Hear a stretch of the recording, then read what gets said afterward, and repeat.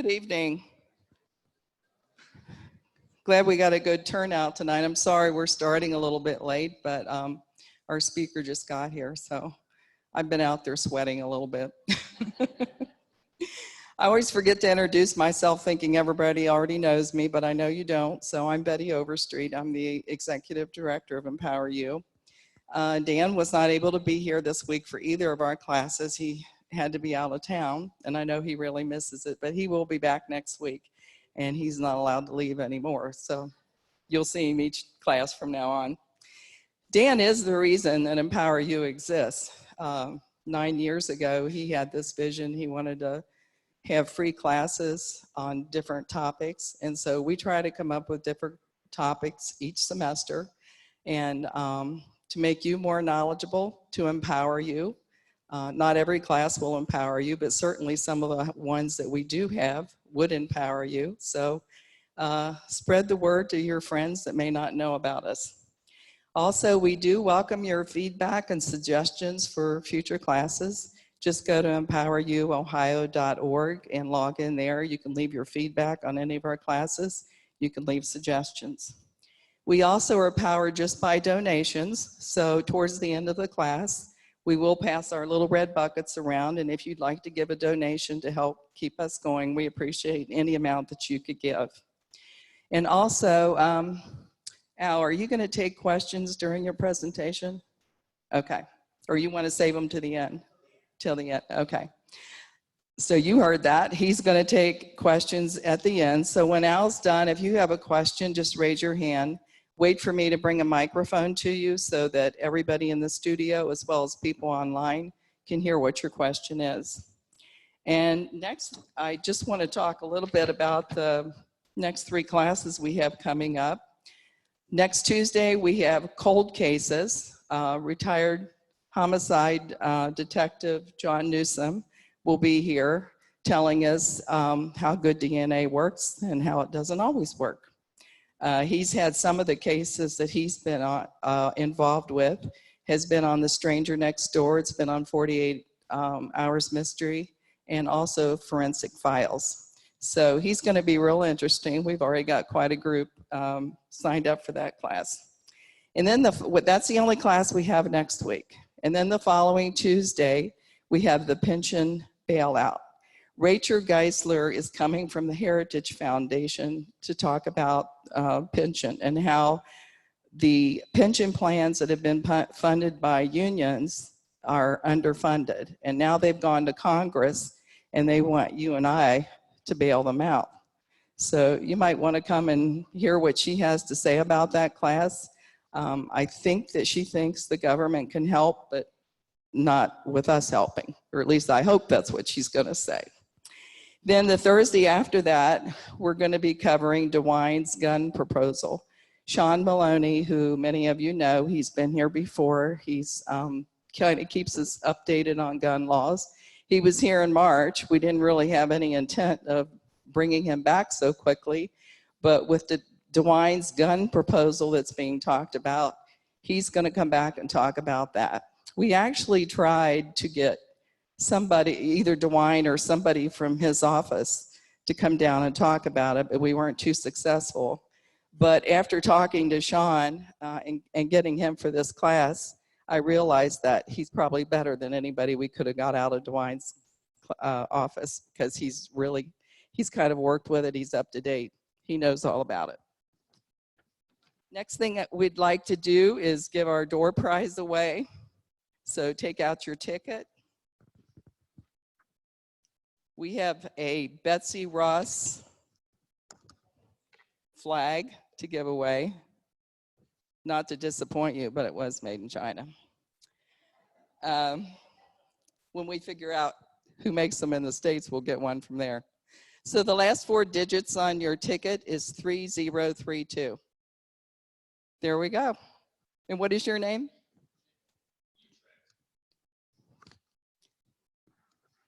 I hope you enjoy it. We'll come by your, can we come by your house and see it flying out? Yeah, will you take that? These glasses were found on the floor Tuesday night. I know some of you were here, so I just wanted to let you know they're here if they're yours. If not, somebody will be looking for them soon, hopefully. Our speaker tonight is Al Tuchfarber, PhD Professor Emeritus of Political Science, University of Cincinnati, owner, Tuchfarber Political Economics LLC, blogger, and tuchfarberreport.com. Al is an academic and entrepreneur who has had a successful career as a teacher, researcher, senior administrator, campaign manager, political analyst, organizational strategist, and writer. He holds a PhD in political science and has well over 100 publications. Al's intellectual and practical interests are very wide-ranging. He has spent his career both in the arena of ideas, but also in the real world, where the rubber hits the road, where things must work. Areas of special interest to him are American politics and political economics, global politics and global political economics, political polling, campaign and organizational strategies, demographics, and societal change. Tuchfarber founded the Ohio Poll and directed it for a quarter century. The poll established a remarkable record for accuracy in predicting elections and has been rated one of the nation's best. Al brings that experience and skill set to his weekly blog, the Tuchfarber Report, as well as to his consulting, speaking, and writing.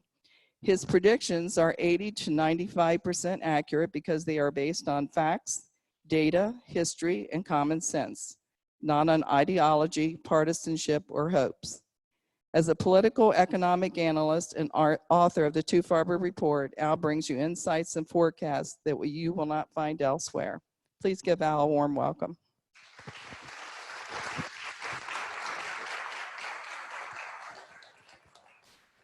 Thank you, Betty. The first thing I have to do is cut that in half. That's way too long. I'm very pleased to be here tonight. I've talked to this group before about American politics. But tonight we're going to talk about China and why China is not going to do what most of the so-called experts think it's going to do, and that's pass the United States as the #1 world power. And that's defined in economic terms and in military terms and in political terms. I want to thank Betty and Jay for their help tonight, and Dan for the great work that he's done in setting this wonderful organization up. And I'm really pleased to be here again. This is a topic that's a great passion for me because there's so much misinformation out there. And I'd like to help turn it around, and especially since it's going to be turned on its head very shortly, as you'll hear me predict in a few minutes. I'm going to try to keep my remarks to about 45 minutes so that we have a good half an hour or so for your questions afterwards. And the questions can be about China, and we'll finish those off. And then if you want to shift to American politics or something, I'm always happy to talk about politics, always. So let's go through the various sections here that I've got just a brief outline up on the screen. And let's start with giving China some credit for the economic miracle that they have pulled off over the last 40 years or so, because it's really quite remarkable. And it's a wonderful thing both for the people of China and for the people of the world, because they have created enormous amount of wealth and in the country and in the world. But let's go back even further than 40 years. Let's go back 3,000 years real quickly. For 3,000 years, China dominated all of East Asia. It's true that if you look at the whole of a world civilization, that no country in the history of the planet has dominated the way that China has dominated. Now, they did not dominate the whole world. They didn't know that the whole world existed, but they dominated East Asia. India dominated South Asia for about the same length of time, 3,000 years. But China was slightly more powerful and successful than India was. We think of Rome and Greece and Egypt and Persia as the great civilizations. They were pikers compared to China and India in the history of the world. And unfortunately, most of us are older. I see a lot of faces that are people that are about my age. I'm 72, and a little younger, a little older. We weren't taught that when we were taught in school. We were just taught about the West. And that's a huge mistake. We were taught about the dark ages when China and India were prospering. So they deserve all the credit in the world for that. But they fell on hard times. They got behind in technology. The West burst ahead starting about 500 years ago. And by the 1800s and into the 1900s, essentially the West, mostly the Europeans, but even the United States, colonized China. And the Chinese legitimately are still very angry about that. And that's one of the reasons that they have the attitudes that they have and the goals that they have. Fortunately, they're not going to achieve their goals. There was a civil war in China all through the 20s and 30s and 40s. While they were both fighting the Japanese with our help, they were also fighting each other. And the communists were fighting the nationalists, and we were aiding the nationalists. But unfortunately, the communists took over the entire country in 1949. And in fact, they celebrated the 70th anniversary of that takeover just on Tuesday, on October 1. The communists inherited a land of abject poverty, absolutely abject poverty that we can't really even imagine. But one way to get a little bit of a feel for it is they were poorer than sub-Saharan Black Africa is now. Just subsistence level poverty. The failure of one harvest and millions, tens of millions of people die of starvation. That's how bad it was in China. They were a huge, important country, and they even were given a veto in the United Nations by the United States and others because they were so huge. They weren't a billion people yet at that time, but they were by far the biggest country on the planet, and they were our allies in World War II, and the communists hadn't taken over yet, so they got a veto in the United Nations. Mao Zedong was their leader. He led the revolution. He led their military war against the nationalists. He was a very strong leader. He was a vicious totalitarian. He was a criminal as a human being.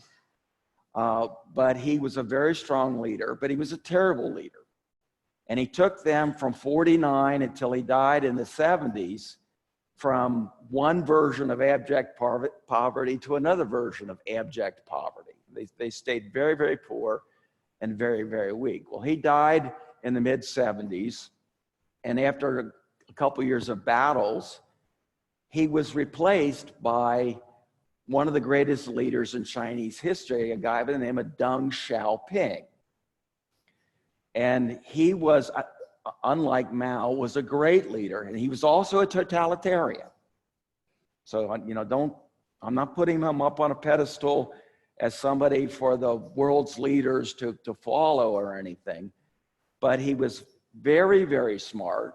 He understood common sense, and he understood from his readings and from observing some small-scale experiments in China that the only way to get rich, for any country to get rich, was to adopt market economics. In other words, capitalism. And so starting in the late 70s, he basically started preaching that, and he adopted it under the control of the Communist Party. So essentially, they gave up socialism, for market economics. And it's very much the same thing that the Japanese did after World War II. But there was a big difference between what the Japanese did and what the Chinese did, and that is that they kept all political power under the control of the Communist Party. So it's still a one-party system, and as I'll get into a little bit later, it's getting worse instead of better. But they did adopt market economics, and as you would expect, and as we've seen with other countries like the Soviet Union back in the 20s and 30s, and like Japan from the 50s through the more or less present, that if you adopt market economics, you can grow very, very fast. And so he adopted that, and they took off. Their economy took off. And from a 1978-79 period until about 2012, so 40 years almost, they grew at 10% or more per year. Now again, remember, they were coming from dirt poverty. So growth that fast when you're coming from that low a base is possible. And the other thing that they had going for them is that the United States and Europe had made so many technological breakthroughs and understood how you grow an economy that they could take advantage of all that knowledge and that learning that took place over the whole period of the development of the West, starting with the Industrial Revolution in the early 1800s. So they had this incredible growth, 10% or more a year, and because they're so massive, and they currently have 1.4 billion people, that's 4 times the size of the United States in terms of people. Interestingly, China and the United States are about the same size in geography, but they have 4 times the number of people. They're a bright people, they're a hardworking people, so they were able to develop very, very fast. So now, starting they are now number 2 in the world in terms of economic power. They passed Japan about 6 or 8 years ago as number 2. And they're way past Japan now. Right now, they're at about 55% of US GDP. They're at around between 12 and 13 trillion dollars. Our GDP is currently between 21 and 22 trillion dollars. And there's a little wrinkle on that I'll get to later. So, we have been here before? Japan. China essentially, under Deng Xiaoping, adopted the Japanese economic development model. They adopted it hook, line, and sinker with a couple changes. One of which was they kept one-party rule, which the Japanese did not. Japan, from the point that we left Japan after World War II, which was 1953, until 1990, 37 years, Japan grew between 5 and 10% a year using their economic development model. South Korea, Taiwan, Singapore, and Hong Kong all used the Japanese economic development model. Those 4 were called the Asian tigers. But really, Japan was the first Asian tiger. And they took the Japanese model and applied it very, very successfully. So what was and is the Japanese model? It's export-oriented. You manipulate your currency to keep it cheap, so your exports are real cheap. You steal intellectual property, or you copy it, or you buy it, or you force its transfer. It's government directed, it's top down. It's not organic bottom up market economics like it is in the United States, you know, where in effect the people and the markets and the private corporations control. It was top down, directed by the government with all sorts of subsidies, with in effect cheating under World Trade Organization rules. They subsidized companies, they subsidized technologies that they wanted to prosper in. They had semi-closed markets so that US auto manufacturers, for example, couldn't sell their cars except at ridiculously high prices in Japan. And it worked very successfully from 53 to 90. But that model creates all sorts of imbalances in your system. So by 1990, and listen to these numbers carefully because they're astounding. By 1990, Japan was at 52% of US GDP at the time, 5-2. Today, they're at 23% and falling. 23% and falling. The model only works for 3 or 4 decades. And then you have to jump to a new level, a level that the US has long achieved and that most of Europe has long achieved, that South Korea has achieved and others, but that Japan couldn't get over. And because their population and the workforce is now falling, they're falling further and further behind the US every single year. 52% of our GDP down to 23. Now, what's really interesting, and a number of you will remember this, maybe even studied it, is back in the 1980s, virtually every expert, virtually every article, virtually every book, virtually every PhD dissertation said that by now, by about this, about 2020, Japan was going to pass the United States as #1 in the world. That was consensus. That was the conventional wisdom. The exact opposite happened. So what happened to Japan? Well, their model works for a while and then it doesn't work anymore. The same thing happened to the Soviet Union before World War II and then again after World War II. This model, this top-down corporatism, works for a while and then it doesn't work anymore because it can't get you to a high enough value in what you produce and sell around the world. And so the Japanese model stopped working and it blew up on them. It started on, I could pin it to an exact date, December 29th of 1989, their stock market bubble burst. And it burst because they had an enormous debt bubble. They had an enormous real estate bubble. Sound familiar? It blew up. It kind of held together for a couple years, and then from the early 90s through the present, they've been falling further and further behind the US and other more advanced countries. And it's not that they're poor. They're a very rich country. They're very successful in many, many ways.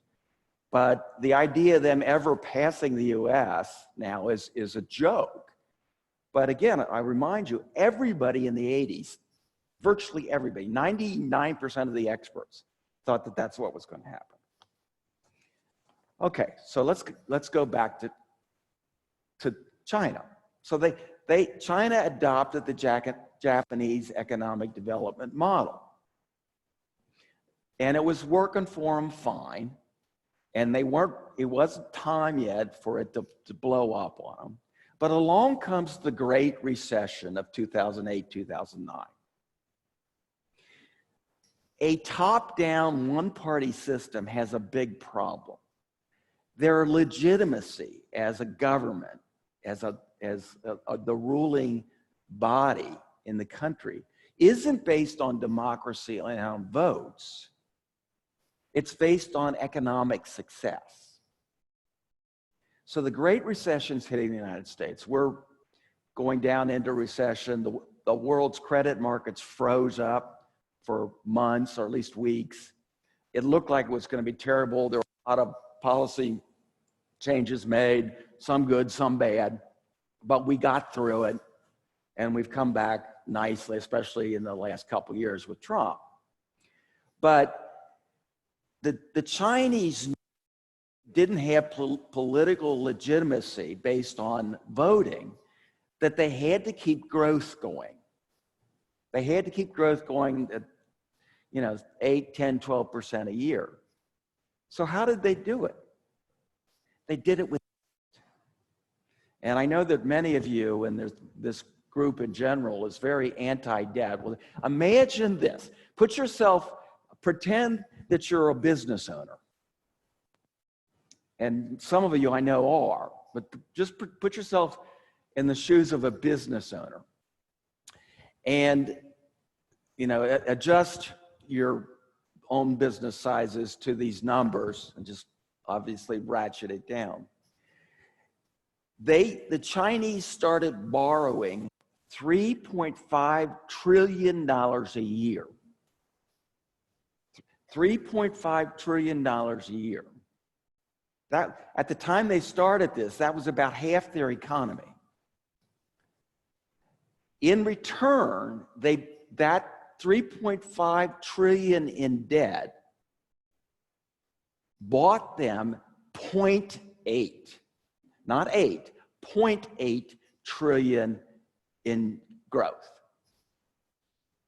Now, those of you that have been in business or in finance or whatever, know that that's okay for a very short period of time. And undoubtedly, the Chinese thought that they could deal with that after a couple years and stop all this borrowing. It turned out they couldn't. Every time they tried to get off the debt bandwagon, I'll call it a merry-go-round to change the metaphor a little bit, the economy started to slow too much. They have borrowed in the last 10 years $5 trillion. Their debt, and this is all debt, this is government, households, and corporations, their total societal debt went from 7 trillion 10 years ago to over 40 trillion today. And they can't get off the merry-go-round because every time they try to cut back, which they tried last year, by the way, the growth starts to slip and then they panic, which they're doing now because of the last year's attempt to cut back. And they're also panicking because of the trade war with the United States, which I'll come back to in a little bit. So they have dug themselves a deep, deep hole, not unlike the hole that the Japanese had dug themselves. And I figured this out. I started thinking about this seriously. Those of you that have heard me before know that I'm a pollster and I'm an American politics expert, but I've always loved global politics and global economics. And so when I retired from UC in my teaching in 2009, I started going back to some of the, I kept up with the American politics, but I went back to the other stuff that I had loved earlier in my career. And I started studying this, and it hit me sometime in 2011 that the Chinese had adopted the Japanese model. And I started asking myself, well, what's that going to mean? And I came to the conclusion that they were going to hit a wall, call it stagnation. And I predicted in a written white paper I wrote, circulated in 2012, that it would happen about 2020. And that seems to be exactly when it's in the process of happening. So, is that debt the only reason why they are in trouble? No, it's not the only reason. It's the biggest reason. It's the thing that will cause the biggest collapse, the fastest. But there are many other problems that they have that tell me there's no way that they're ever going to pass the United States as number one. The second most important reason is their demography. Population is still increasing, but their workforce is now shrinking. It's going down. There's only, those of you that remember Econ 101, there's only two factors that go into economic growth. Is your workforce expanding, and is your workforce getting more productive? If one of those two variables in the equation is negative, it's real hard to grow fast. And that's exactly where they are now. And this declining workforce just started a couple years ago. President Xi of China says that is publicly said that the number one Achilles heel of China is lack of innovation. Now, you read all sorts of stuff about American scholars and things saying, oh, how innovative China is. The Chinese people, the Chinese leaders says it's their biggest problem. They're like the Japanese. They were great at copying, great at stealing, great at buying technology. They're not great at creating it. Now, they do some good stuff. This isn't an absolute statement. But relative to especially to the US, but also some other countries like South Korea and some countries in Europe, they're not innovative. So that's a real problem. Fourth point, they're totalitarian. They're a dictatorship. And it's getting worse every year. You know, we all know about our financial FICO scores. They have what is could be called a psycho score or a sicko score. It's the social score. And both individuals, and this is brand new, this is just the last couple of years, both corporations, private corporations, and individuals are getting sicko scores. They're social scores about whether you're following the government's rules or not, and whether you're doing what benefits the Communist Party. Not yourself, not your corporation, but the Communist Party. Now think about that, especially those of you that were in business or in an organization. Think about what that would do to risk-taking and innovation and decision-making in your organization. Every private corporation now, medium-sized and bigger in China, has to have a board member named by the Communist Party. Now, that's not going to have a big effect quickly, but medium-term, longer-term, that's the kiss of death for a market-based economy. Their yuan, their currency, Y-U-A-N, is weakening badly. In the last 18 months, the yuan has gone down 13% against the US dollar. Now, for those of you that know anything about currencies, that's a disaster because the international standard for the size of an economy is in US dollars. If your currency is going down relative to the dollar, which the Chinese yuan is, in effect, your economy is shrinking, not growing. So for the last year and a half, their growth in economic growth has been offset by a collapse of the value of their currency. So the net effect has been essentially no growth, no real growth relative to the US and to the dollar. Sixth point, the world's awakening. The world now is on to the Chinese. They were so poor all the way up through the 1990s, not very long ago, that the US and the world let them get away with all this cheating. And they got away with it all the way through the Obama administration. The Trump administration and the Europeans and the Japanese and the South Koreans are now on to them. And they're not letting them get away with it as much anymore. And Trump's way out in front, and he's a little too uncomfortably out in front for the Japanese and Europeans, but they're all rooting him on quietly without, fully jumping on board.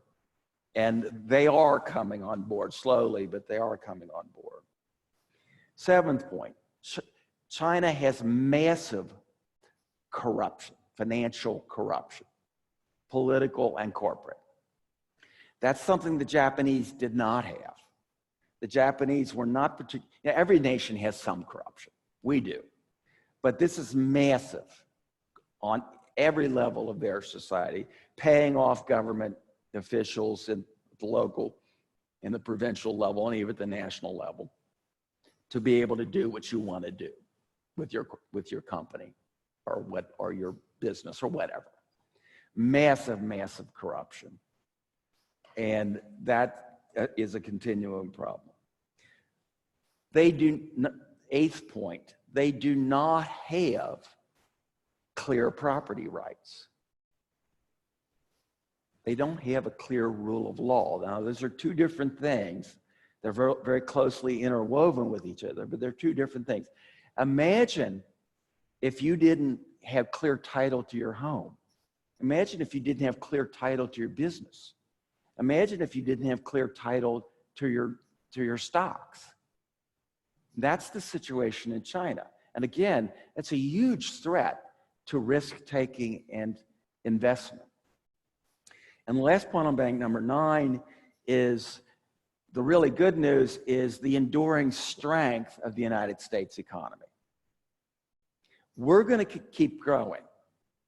Our workforce is going to continue to grow. It's growing slow now, but it's projected to grow about 0.5% a year indefinitely into the future, based largely on legal immigration, not illegal, but legal immigration.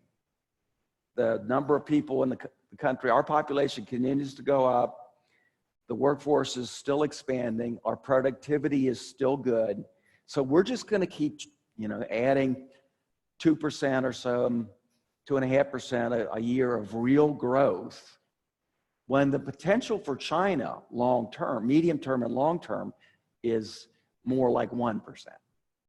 And again, I'll go back to, I don't think I mentioned this, Japan's real growth since 1990, the last 30 years, has been 0.5% a year.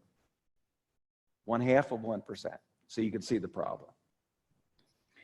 Okay, the second last point, the US-China economic war. It always gets labeled as a trade war. It's far, far more than a trade war. It's a total economic war. The Trump administration, not just with China, but with all of our enemies around the world, and China is an enemy from my perspective, is using the enormous financial strength of the United States as our weapon instead of using bombs and missiles. And it's never been tried before at the level that he's using it.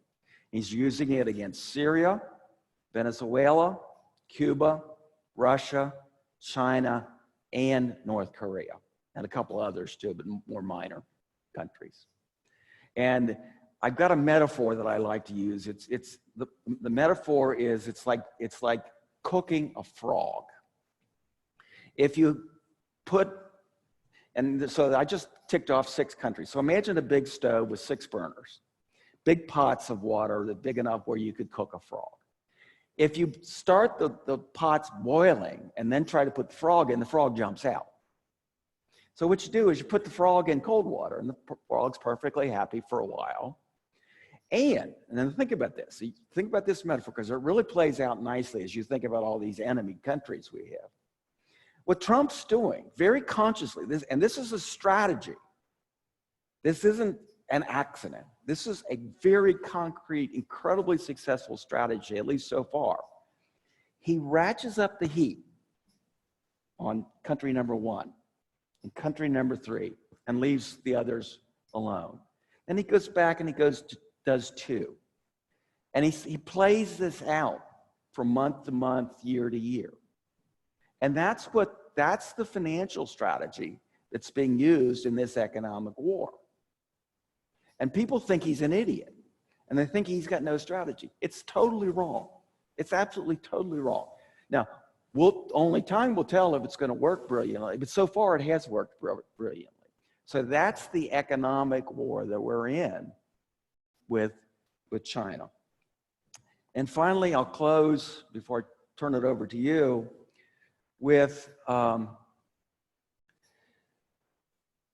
some brief discussion about China's future. Okay, as you've heard me say already, I believe that China's rapid economic growth and its threat to catching the United States is in the process of ending as we speak. They've gone from 10% or more growth that ended in 2015. It's like they took a step down to 6%. Next year looks like it may be 5%. And there's a lot of economists, in fact, most economists believe that they're cooking the books. And their actual growth is 15 to 20% lower.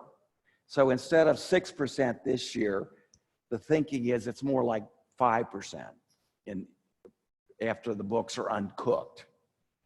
And so they're slowing fairly dramatically. That's one of the reasons why they desperately need a trade deal with us, because if the trade war continues and the economic war continues, they'll plummet faster. And so we have real leverage. Now, we've got some problems too in this country, and some economy slowing a little bit, although it's not headed towards a recession in my evaluation, but it is slowing. So it's not, both sides have some economic problems. The Chinese, though, I think have far, far more. After they hit this stagnation, they may even collapse for a couple of years into a recession. Then their future is very, very slow growth, probably around 1% a year, which means they never come anywhere close to catching us. And in fact, they start falling behind us further, the way that Japan did and the way the Soviet Union did. And I'll give you this stunning statistic about the Soviet Union. In 1975, the Soviet Union was 41% of the US GDP. Anybody want to take a guess of what Russia is today? 41 in 75. Just shout out a number. 10. The other? It's 7. They've gone from 41% down to 7%. Now, part of that is because of the collapse of the Soviet Union, but Russia was 60% of the GDP of the whole Soviet Union. So doing an adjustment, it's like going from 25% down to 7%. And they're falling further behind every year. The only reason anybody takes them seriously at this point is because of their nuclear weapons, which are still fearsome. So China's going to slip relative to against the US starting very shortly, if not already. But China's so big, and there's so much of a gap between number 2 and number 3, which is currently Japan, that China will stay number 2 probably until about 2050, when they'll be replaced by India. Now, India will never catch us. India's got too many problems, but they are the country that's got the potential to grow 7 to 10% for the next 30 or 40 years. And they are going to pass China in population in a couple years. Their workforce is already at China's level of workforce, and they're growing very, very rapidly. Again, they're dirt poor, so starting from a very low base, they get the advantage of all the knowledge and learning of China and the US and Europe and everybody.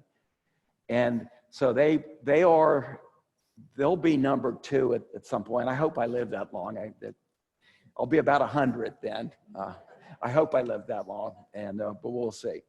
And with that, I'm going to turn it over to you. And I do a weekly blog called the Tuchfarber Report on Mondays. And if anybody would like to get one free issue, just sign up, print your email address real clearly, and I'll send you a free issue. And if you want it, if you like it and you want to get it, it's $49 a year, but you'll get a free issue if you sign up for it.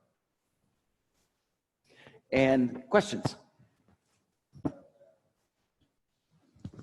In 1941, I know that the United States cut off oil and raw material shipments to Japan, and so did the colonial European powers.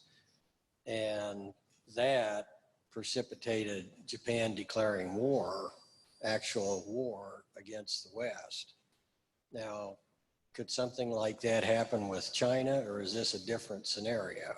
At this, that's a phenomenally good question.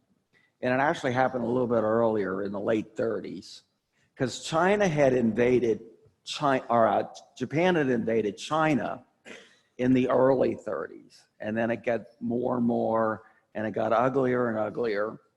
And so Roosevelt and others did just what you said. I cut off metals and oil to Japan. And the Japanese military leaders knew that they only had enough oil for 2 years. And that's when they decided that they had to bomb Pearl Harbor.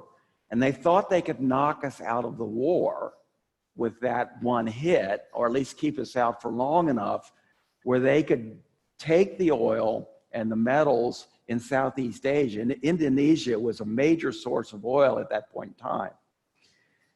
The analog to today is that China cannot feed itself, and China cannot produce enough energy. They are the biggest importer of food, metals, and energy, just like Japan was in the 30s. So the analog is there, but nobody's cut off their energy yet. Nobody's cut off their metals or their food. In fact, if anything, we want to sell them more and have them sell less to us at subsidized prices. That's part of the negotiations that are going on. It's highly unlikely that the same scenario that happened in the 30s and early 40s is going to happen this time. But it could. I mean, your question is very astute and your history is dead on. Other questions? You had mentioned that they have a tremendous debt.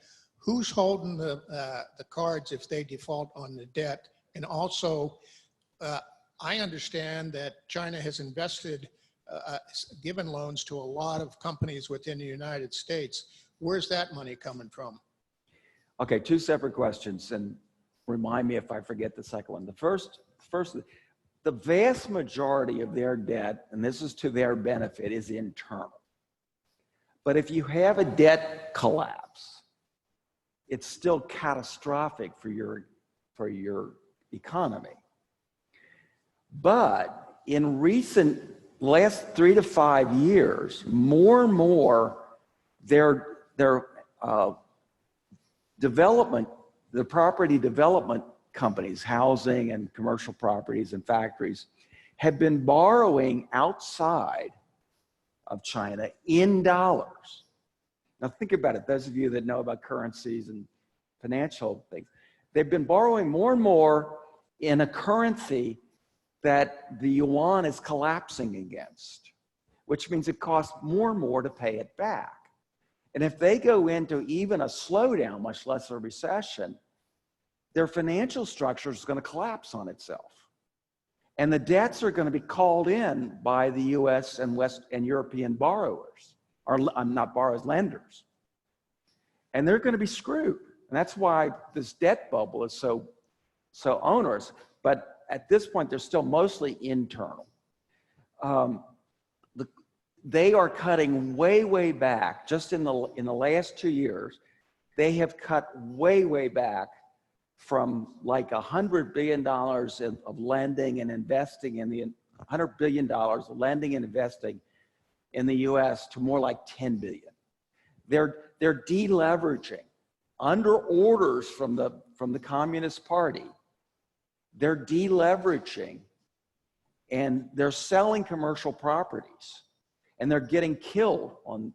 Remember how the Japanese bought Radio City and they bought Pebble Beach and all these prestige, and they paid ridiculous sums of money, and then they got killed when their economy collapsed in the 90s. Well, the same thing's happening to the Chinese now. Not quite as bad because they learned from the Japanese mistakes, but that's what's happening now. And another question I want to bring up, because I know a lot of you in this audience think about this. What about U.S. foreign debt to China and other countries?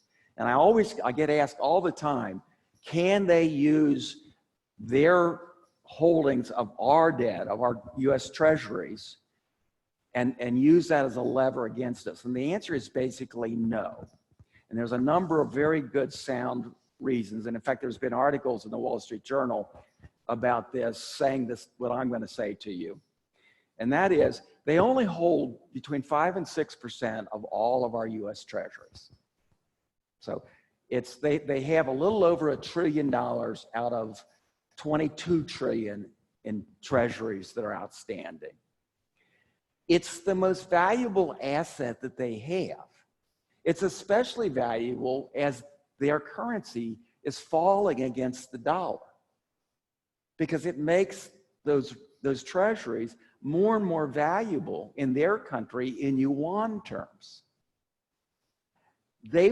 If they tried to dump all that on the market quickly to hurt us, two things would happen. One is there's plenty of buyers all over the world, including the Federal Reserve. The Federal Reserve, with a couple clicks, could step in and buy the whole amount. You know, that's 1 trillion is only 25% of what they did in Q8, what the Fed did in quantitative easing. So, you know, they would do it in a heartbeat, but there would be no need to, because there's so many buyers of treasuries in the US and Japan, in Europe and elsewhere, that it would be barely a blip. It would get covered in the Wall Street Journal for 2 days, and then the crisis would be over. And who would be screwed? The Chinese would be screwed, because they sold a very valuable asset, and they probably sold it at a small loss, because it would go down for a very short period of time before the buyers took all of it. So that's not a threat to us at all. Other questions?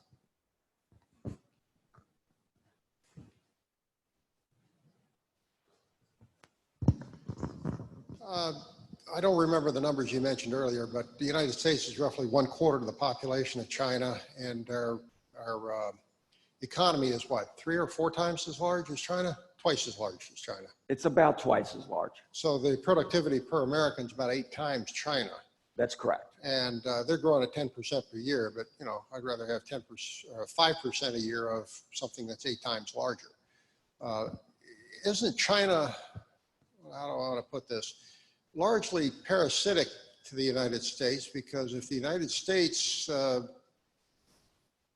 declines, the value of their most valuable asset offsetting their currency problems is United States debt. China has a system that keeps it small. The United States has a system that's, right now, 8 times as productive. Well, so basically, what you said is correct. China is, to give you some more numbers, I know there's been too many numbers. The GDP per capita in China, if you take the 1.4 billion people, divide it into their 12 or so trillion dollars in GDP, you get about $10,000, $10,000 per person. The equivalent number in the United States is 70. So your 8 times is very, very close to the reality. We're massively bigger and more productive. China is very dependent on us. One of the reasons why Trump feels that he can engage in this economic and trade war is because we buy $600 billion of their exports, and they only buy $160 billion of our exports. We buy 5% of all of their GDP, in effect. For us, what we sell to them is less than 1% of our GDP. Now, in any trade war, in any war, including a trade war, people on both sides, people and companies get hurt. So right now, the farmers in the United States, especially soybean farmers, are getting hurt. But they're adjusting, but it takes anywhere from days to up to 3 years to adjust a massively complicated system. And I bring up soybeans because I hear about it all the time. And I check the prices of soybeans all the time, not because I have any or that I'm a farmer or anything, but I get complaints from friends who are farmers. There's only so many soybeans in the world. You can't turn a switch and produce a lot more soybeans. So if the Chinese don't buy soybeans from the US, which they mostly stopped doing, they have to buy it from Brazil and Argentina. But Brazil and Argentina don't have a switch they can turn. They've only got so many soybeans. So the soybeans that would go from Brazil to Europe now have to come from the United States. Now that takes a while to adjust, but that's the way these trade deals work. And the reason why Trump is confident that he can win this trade war is because of this imbalance between their $600 billion in benefits from exporting to us and us only 160. And what he wants to do is close the gap, but he wants to do much more than that. He wants to end the intellectual property stealing. He wants to end their subsidies. He wants to end their closed markets. There's actually, Peter Navarro has 7 deadly sins that he describes. And I just ticked off 4 of the 7. I can't remember the other 3 off the top of my head. But that's what's really going on here. We have a question from an online listener. Oh, great. You talked about a moment ago about Chinese selling the treasuries. This question comes up at a little different angle. We all know China is cooking their books on the total amount of gold they own. If China owned as much gold as the US, would the value of the yuan seriously appreciate? Could China ruin the dollar as the world's currency? No, they cannot. China has far, far less gold. I think I remember this right. I saw these stats a couple weeks ago. I think China's only got 15% as much gold as we have.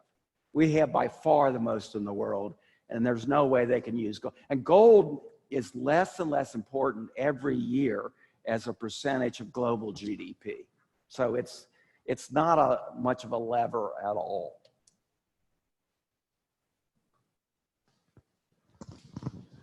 Professor, really enjoyed 2 comments. One is, even though I'm not an economist, I'm an environmental engineer, I must have been one of the 1% back in the late 80s, as my friends were saying, you know, Japan's gonna clip us and whatnot, and I kept on saying no. You call it corporatism, I call it crony capitalism.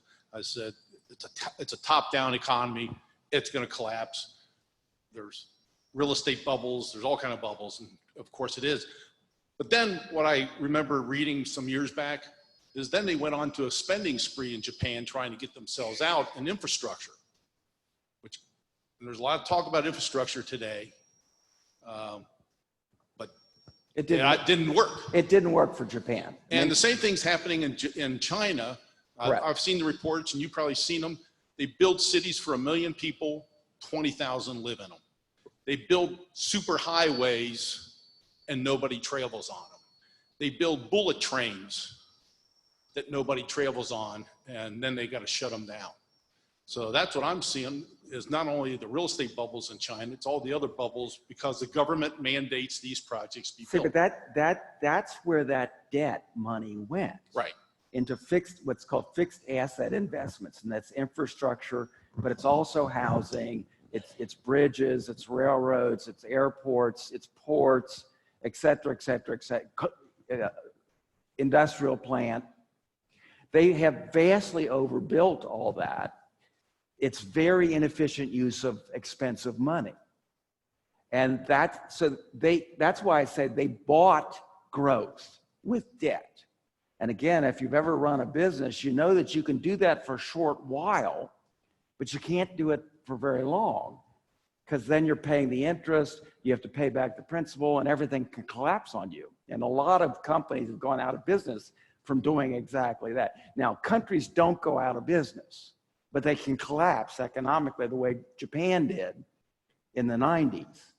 And Japan's tried everything, including what you described. Their average growth for the last 30 years has been 0.5% a year, real growth. And their inflation's been virtually zero. That you can't spend your way out of this problem. Professor, what advice would you give American companies who are doing business in Japan? What I'm referring to is just recently, as several years ago, Procter & Gamble spent an enormous amount of time and effort trying to strengthen their business relationship with China, not Japan, I'm sorry, China. Should they continue to try to pursue doing business with them, or should they pull out of the market immediately, or what's your opinion? It depends on the company. Procter is so big, and I have lunch with 2 Procter retirees every Saturday. The Procter is so big and so worldwide that they have to stay in China. But what every company needs to do is realize the weaknesses of China as well as its strengths, and realize the changes that are definitely coming, including the coming collapse. And you know, if you're a small company, and there's a lot of manufacturing companies here in Cincinnati that now manufacture in China, they have to be very, very careful about how much they rely on China. You know, and a lot of their partners, their Chinese partners, which they usually make you have, they're going to go belly up. So what everybody needs to do is think about their supply chains, their logistics, and at least partially decouple, to use a very popular word that's now being used, from China. And that's at all levels, from the government all the way down to, you know, small suppliers that have gotten too reliant on China as their main market. Thank you. This has been very interesting. I'm going to change the direction here a little bit, because I've always been concerned about the Chinese people and whether or not they have really profited by all this manufacturing and such. I had a friend from China who said that China was a beautiful country until the commies came in, which is probably true, but also that they took over the farms, and if they hadn't have done that, they could have fed all their people. What do you think? Well, the nationalist government that was in the war with the communists was a dictatorship, a corrupt dictatorship as well. China was not beautiful during that period. It was dirt poor. It would have stayed dirt poor for a while under either the communists or the nationalists. I admire the Chinese people tremendously. They're very smart. They're very hardworking. You know, there's millions of them that have come here to the States, been educated here. Half of them about have stayed. The other half have gone back or gone to other countries. And we've benefited from that, and we will benefit from that in the future. The Chinese successes, their so-called economic miracle, is just that. It was an economic miracle. They've added tremendously to the wealth of the world and the knowledge of the world. But they are a totalitarian dictatorship. They are our enemy. We have to prevent them from taking advantage of us and the rest of the world. And that's what we're doing now, finally.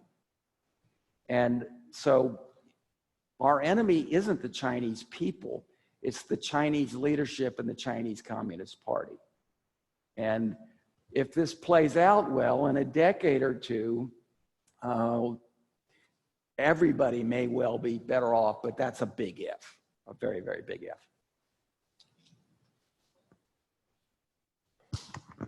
I have 2 questions. My name is Rose. Ask just one. One, okay. Oh, this is hard. I don't quite follow. There's an ad on TV saying you got to sign some petition, otherwise the Chinese are going to take over in Ohio our energy sources. I What can't, is that? I can't speak to that. I don't know the details of that.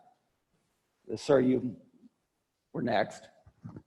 Thank you. First, thank you for being here. Thank you for fighting traffic and getting here. Poor Betty had a heart attack, you know. I made a wrong turn. It Thanks cost for me coming 5 back. minutes. I apologize to Betty. My name is Ken. Question concerning Hong Kong. What's going on in Hong Kong right now? And could you care to comment on a little bit of the history where we are now and where you think things are going to go from here for Hong Kong? Basically, Hong Kong was an island and a harbor at the Pearl River Delta. And it was just a little muddy fishing village. The British wanted to ship opium into China in return for tea. And what the British did was horrific, absolutely horrific. They forced, with the military power that the West had developed, they were able to literally shell the Chinese with American help into giving up Hong Kong and many other colonies all along the Chinese coast. So essentially the West colonized China for over 100 years. Now that was only a very small fraction of the 3,000-year history of that civilization, but you know, to say the Chinese still remember that is a vast understatement. So they signed a 99-year lease that was to run out in 2049. And they basically, in the 1980s, China's leadership under Deng Xiaoping went to Britain and said, we want the colonies back long before 2049. So they cut a deal, and Britain was weak. Britain was no longer a world power. China totally controlled that whole area. China was getting stronger. There's no way that the US or anybody could have made anything different happen. So they cut a deal that until 2049, they would have one country, two systems. And that's what's coming unraveled right now, is the two systems.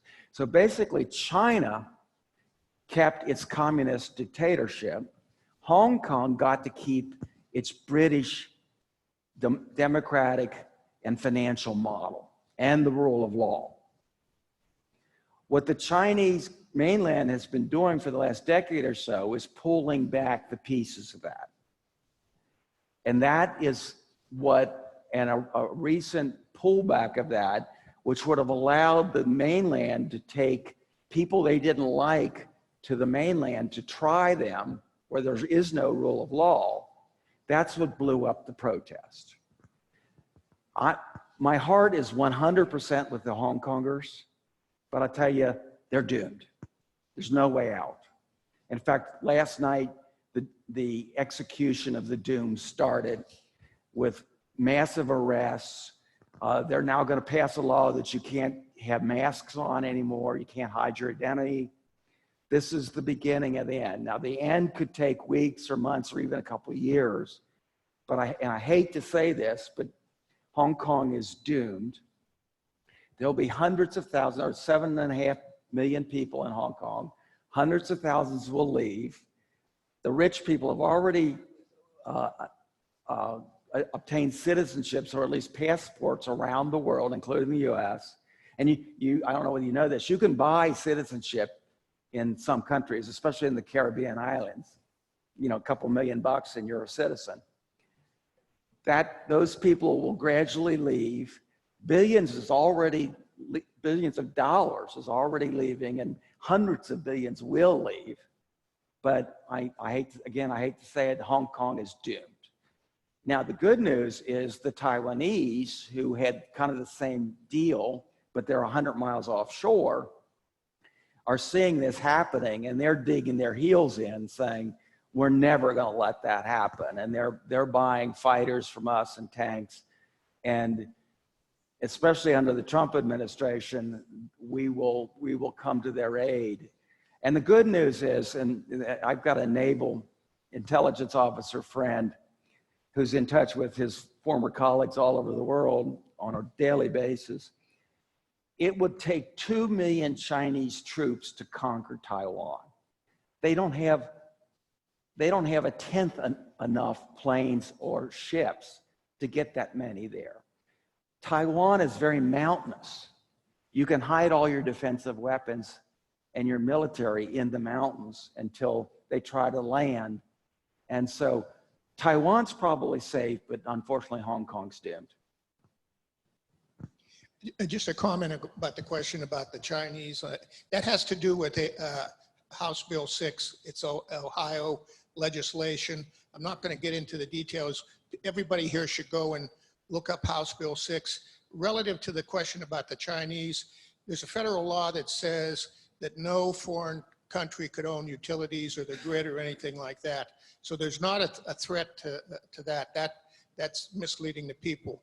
So, but everybody's got to make up their own mind. You need to investigate House Bill 6 as far as the issue. The question I wanted to have for you, though, I can remember a time when Walmart said American made. You can't go into Walmart now and find much of anything that's American made. And our economy is a Walmart-driven, consumer-based economy, okay? So if you have the Chinese industries collapse, the people that buy the widescreen TVs and the iPhones and stuff like that are going to take a gut punch if those companies go out of business. Obviously, you don't feel that way, so that's the question. No, everything you said is correct, except for the assumption of the major big gut punch. What's already happening, the world has globalized. We're not going to turn back globalization. What we can turn back is what I call globalism, which is an ideology that says that money and people should be able to move across borders with no constraints. And that's what we're happening on our southern border now. Globalism as an ideology is very, very bad. Globalization is good because it gives us all cheaper goods. No one country needs to make everything. So what's going to happen, and this is already happening big time, and this has been sped up by Trump and the trade war, is that manufacturers in China are moving to Vietnam, and they're moving to Bangladesh, and they're moving to India, and they're moving to Indonesia, and they're moving, interestingly, to Mexico. And some of them are coming home to the US. Not many, but some. And the decisions, the corporate decisions by the Procters and Gambles of the world and other Cincinnati corporations and other US corporations are now going to be greatly constrained about being too dependent on China. What we're going to see is the globalization is going to spread, and China is the one that's going to pay the price. But that TV that you got for $200 less than a South Korean TV, in the future is going to be $300 less because it came from Vietnam. Now, it takes months or years for that transition to occur, but that's already underway as we speak. And again, people and companies are going to get hurt. Every war has casualties, but that's the change that's already underway. Other questions? One last question. My name is Tony. Thanks for being here. The question is, why China, a #2 economy in the world, has preference status on WTO? Why we continue to allow that? Well, that's a great question. For starters, when they were let in 2001, they were nowhere close to #2 in the world. I may get this wrong, but they were probably not in the top 5. Japan was bigger, Germany was bigger, England was bigger, maybe 1 or 2 others. They were still relatively poor. So we felt sorry for them, literally. I mean, I'm not making this up. This was a political decision. We felt sorry for them. And we thought, and we stupidly, incredibly stupidly, and this was Republicans and Democrats, thought that, well, if we let them in and we let them develop economically, they'll gradually become democratic and they'll gradually do the rule of law and they'll honor our intellectual property. Wrong, totally wrong. Both Republicans and Democrats, totally wrong. The Bush administration, the Obama administration, take advantage of the world. Trump said no. We're not gonna put up with that anymore. Trump is effectively, and very few people know this, and it's been very uncovered in the media. We're shutting down the WTO. We have a veto of all the administrative law judges in the WTO because we were, the dominant world power when it was founded. We're not letting any new judges. The last court in WTO goes out of business this fall. Trump's strategy, and this is a conscious strategy, is to shut down the major world institutions, including the WTO, and reinvent them with rules that everybody actually has to follow. So WTO, parts of the United Nations, the Trans-Pacific Partnership that we pulled out of, he wants the US to lead all of those, but he doesn't want the stupidity that's been allowed to happen for decades. That's what's really going on strategically. And with that, thank you very much. I'm gonna switch this up for just a minute. I know that you feel that Trump's gonna win next year. I do. And I do too, hopefully. But what would happen to these plans if he didn't? What would happen to what he started? It would end. Unfortunately, it would just, the new Democratic administration wouldn't go back to the total stupidity of Bush and Obama, because they now have realized, and they are publicly saying, that China is, if not an enemy, at least a frenemy, halfway in between a friend and an enemy. But they would not push, they would pull back, and things would not change the way they need to change. Yeah, figured that. Yeah. And I do think Trump is going to win next year. I think that and when the time is right, maybe in the spring, I'd like to come back and talk about that. And by the way, I didn't have a heart attack, but I was trying to prepare to talk about China. So this class would have been over in about 1 minute. Thank you so much, Al, for coming. Have a safe trip home tonight, and I hope we see everybody back for cold cases on Tuesday. Thank you. Thank you. Thank you. Your lists are back there, and I got your check. Okay, good, thanks. I love getting worried. I thought maybe